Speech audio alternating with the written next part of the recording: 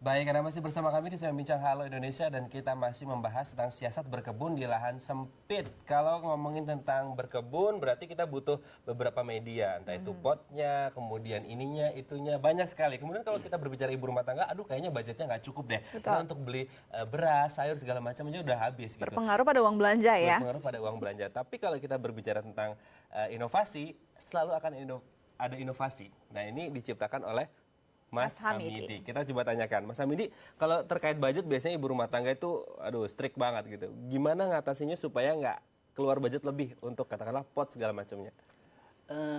Untuk budget, jujur sih kalau saya bilang kegiatan bertani yang saya lakukan ini dibilang pakai budget ya pakai budget, cuma minim.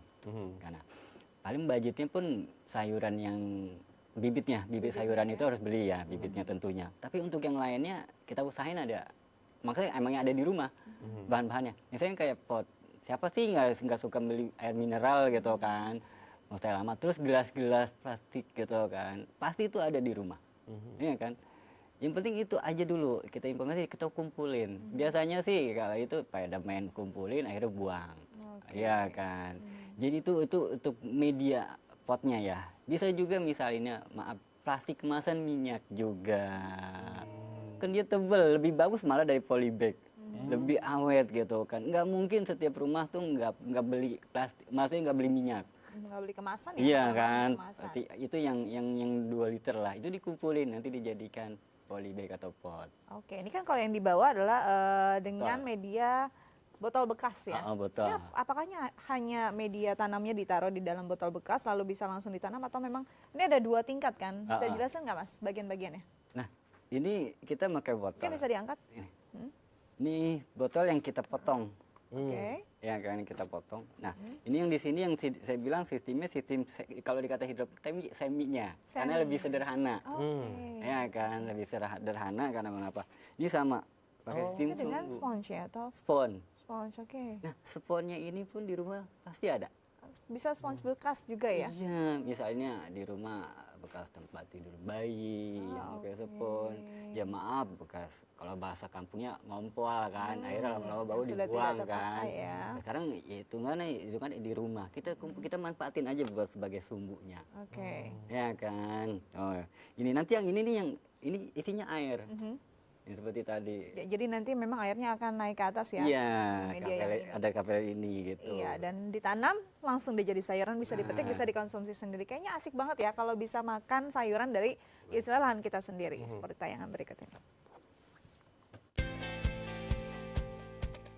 Selain efektif mengurangi limbah plastik di lingkungan, penggunaan botol plastik menjadi solusi bagi petani rumahan yang ingin memiliki kebun sayur di rumahnya dengan lahan yang terbatas.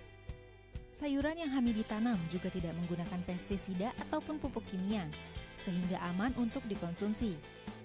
Sebagai pengganti penyubur tanaman, Hamidi menggunakan sisa makanan dan limbah serbuk kayu, serta campuran limbah organik lainnya. Bagi warga yang hendak belajar cara berkebun di pekarangan rumah, Hamidi membuka pintu rumahnya bagi siapa saja yang datang dan ingin mengolah limbah, serta belajar teknik bercocok tanam di lahan terbatas. Bahkan Hamidi juga mengajarkan cara berkebun bagi warga yang tidak memiliki pekarangan di rumahnya. Baginya, menjadi petani rumahan tidaklah sulit, karena bahan yang dibutuhkan ada di sekitar kita.